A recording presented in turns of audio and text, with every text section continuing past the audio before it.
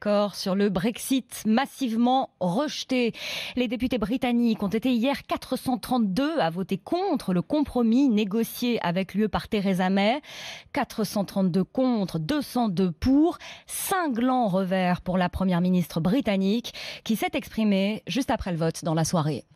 Il est clair que le Parlement n'appuie pas cet accord, mais ce vote ne nous dit rien sur ce qu'il soutient. Et rien sur la manière dont il a l'intention d'honorer la décision prise par le peuple britannique lors d'un référendum. Tous les citoyens, en particulier les citoyens de l'Union européenne qui ont élu domicile ici, et les citoyens britanniques vivant dans l'Union européenne, méritent des éclaircissements sur ces questions dès que possible.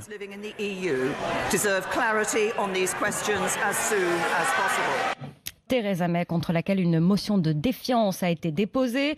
Soisic Michaud, vous êtes la correspondante d'RMC à Londres. La sortie du Royaume-Uni est programmée pour le 29 mars, mais il est impossible de dire ce matin ce qui va se passer. Et en tout cas, un report de ce Brexit semble de plus en plus probable. Malgré sa défaite d'une ampleur historique, Theresa May reste en poste pour l'instant.